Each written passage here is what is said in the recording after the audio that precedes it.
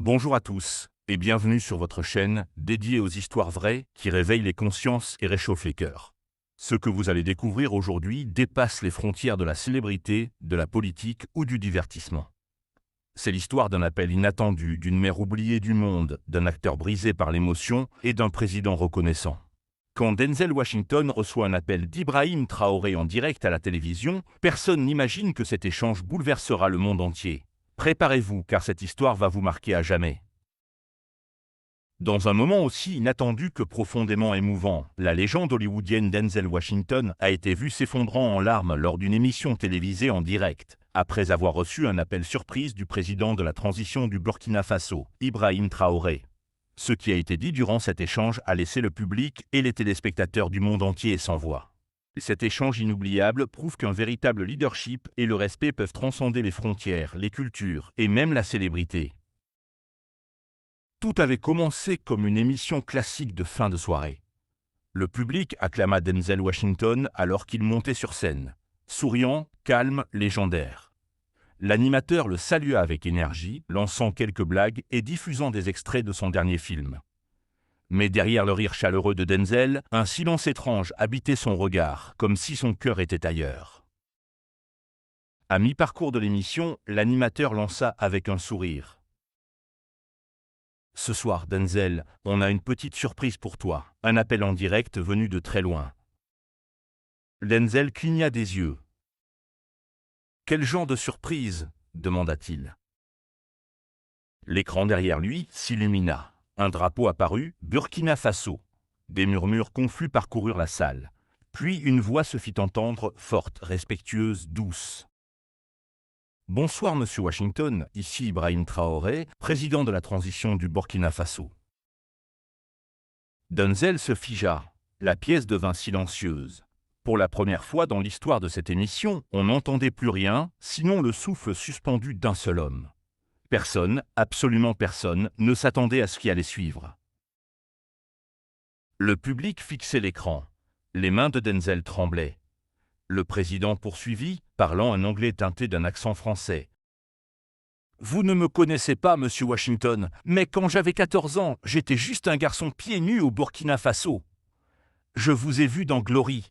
J'ai vu un homme noir, ni suppliant, ni effrayé, mais fort et pleurant pour la justice. » Denzel clignait des yeux rapidement.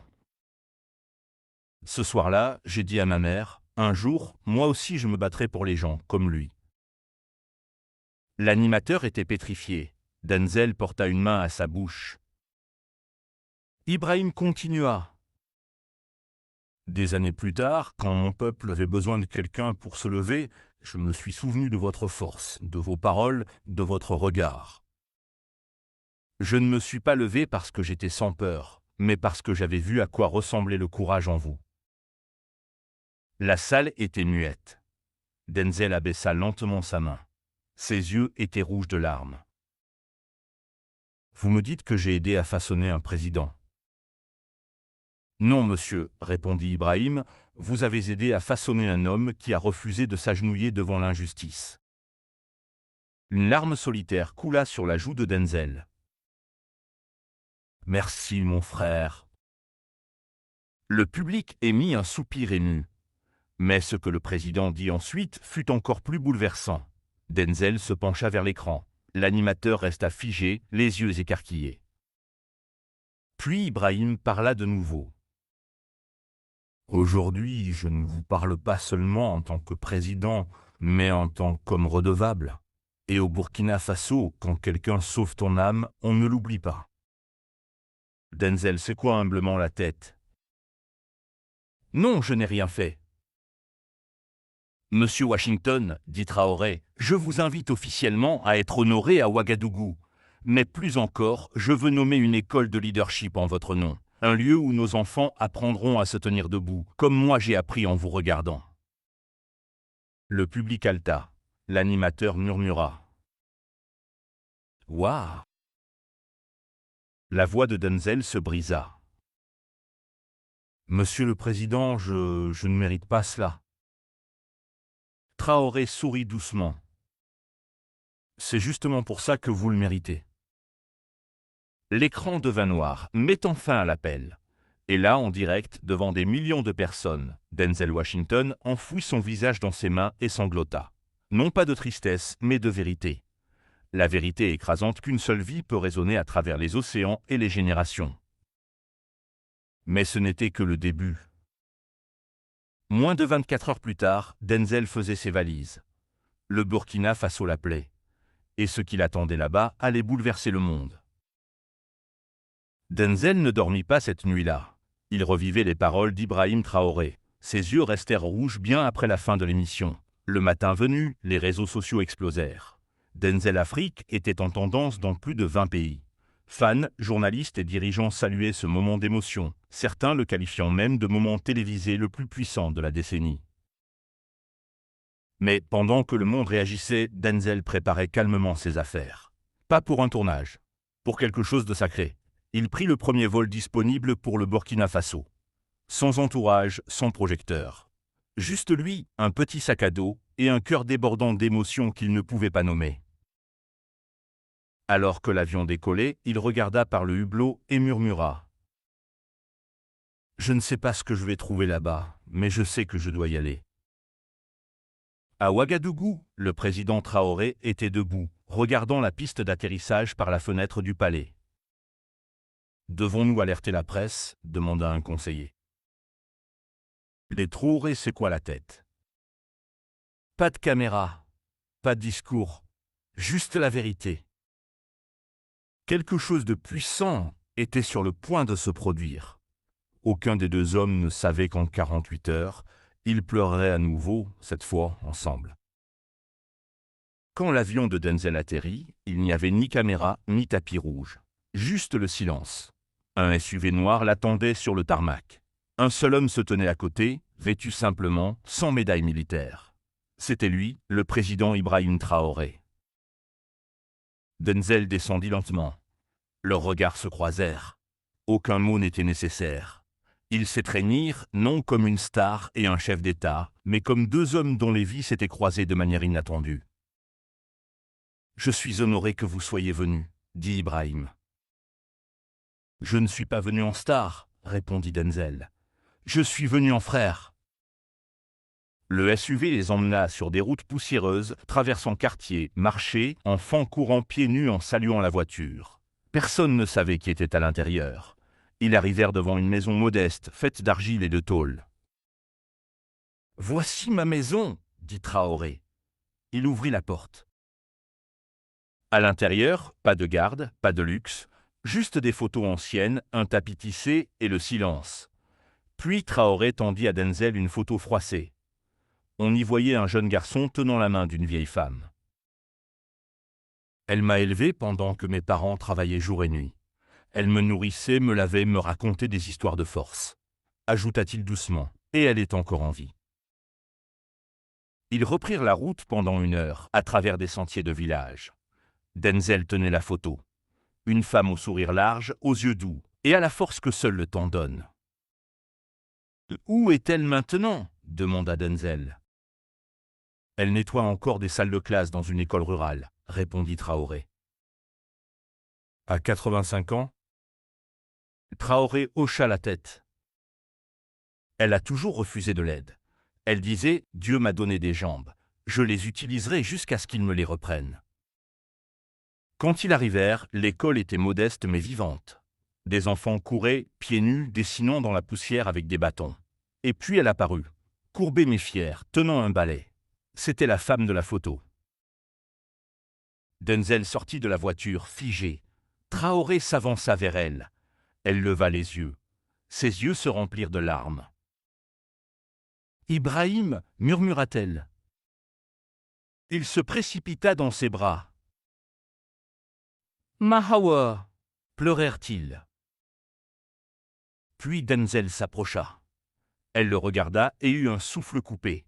Ses mains tremblaient. « C'est toi, dit-elle en touchant son visage. Dans cette course silencieuse du Burkina Faso, le temps s'arrêta. 3 âmes, 3 histoires. Un seul instant qui allait bouleverser le monde. Mais ce qui allait suivre secourait toute la nation.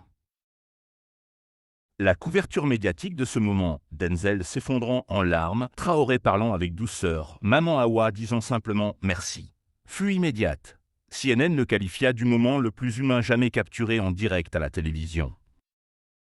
Mais quelque chose d'encore plus étonnant commença à se produire. Les dons affluèrent. Une humble page GoFundMe, créée discrètement par l'un des élèves de l'école du village, visait à récolter 10 000 $. En à peine 2 heures, elle atteignit 1 million de $. Les gens ne se contentaient pas de regarder, ils ressentaient et ils agissaient. Dans un monde si divisé, cette histoire, celle d'une promesse de soldat, de l'amour d'une mère et des larmes d'un acteur, rassemblait des inconnus. Mais tandis que le monde regardait, Mama Awa déclinait. Elle avait une dernière demande. Au 6e jour de cette semaine inoubliable, son corps était fatigué. Elle avait souri durant des jours, enlacé des dizaines de personnes, parlé à des présidents et des stars. Mais son corps chuchotait qu'il était temps. Elle demanda à parler en privé avec Denzel et Ibrahim. Ils vinrent dans sa petite chambre du village. Pas de caméra, pas de micro. Juste 3 âmes. « Je suis vieille, dit-elle doucement, sa voix fragile mais ferme. Je ne verrai pas la prochaine saison des Semailles. » Ils secouèrent la tête, lui demandant de se reposer, de rester forte, mais elle sourit. « Je n'ai pas peur.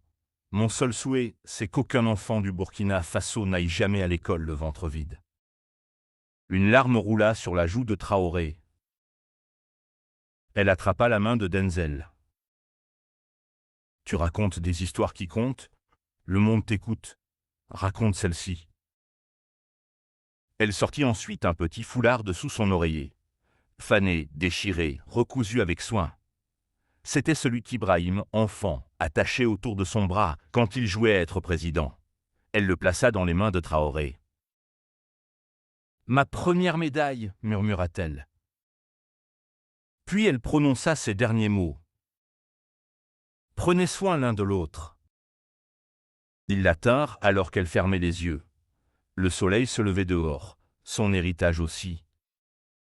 Le président Ibrahim Traoré resta silencieux, debout à côté du lit de Maman Awa, tenant toujours le foulard. La pièce sentait le beurre de karité et les vieux livres. Denzel s'agenouilla à ses pieds, la tête baissée, les épaules tremblantes. Puis, doucement, Traoré parla. « Elle m'a tout donné quand je n'avais rien. Maintenant, je dois tout rendre. » Il se tourna vers Denzel, leva le foulard comme un emblème royal. « Nous allons bâtir quelque chose en son nom. Une école, un jardin, un avenir. » Denzel leva les yeux, les paupières gonflées. « Oui, oui, nous allons le faire. Je vais aider. » Dehors, les habitants s'étaient rassemblés. Ils savaient d'une manière ou d'une autre qu'elle était partie. Traoré sortit, leva le foulard devant la foule. Mama est partie se reposer, mais son esprit nourrira des générations. La foule éclata en larmes. En moins de 12 heures, la nouvelle fit le tour du monde. Le Burkina Faso déclare une journée nationale de deuil pour Mama Awa. Lors d'une conférence de presse ce soir-là, Traoré fit une autre promesse. Chaque enfant du Burkina Faso connaîtra son nom. Et Denzel? Il annula discrètement toutes ses apparitions prévues. Il déclara simplement « J'ai joué des rois et des généraux, mais aujourd'hui je sers une mère. » Le lendemain matin, le soleil se leva doucement sur le Burkina Faso. Un simple cercueil en bois reposait au centre de la place du village. Pas de statue dorée, pas de cordon de velours. Juste des fleurs, des tambours et le silence. Le président Traoré marchait seul derrière le cercueil, ne portant qu'une chose, le foulard. Denzel le suivait, son costume froissé par le sommeil, les yeux rouges. Ils ne parlèrent pas. Ils n'en avaient pas besoin. De partout dans le monde, des dirigeants envoyèrent des messages. Mais ce qui toucha les cœurs, ce fut un petit garçon du Niger qui marcha 2 jours pieds nus pour apporter une lettre disant « Merci d'avoir élevé notre président. » Quand le cercueil fut descendu dans la terre, le village chanta. Des enfants pleuraient, des anciens se tenaient la poitrine.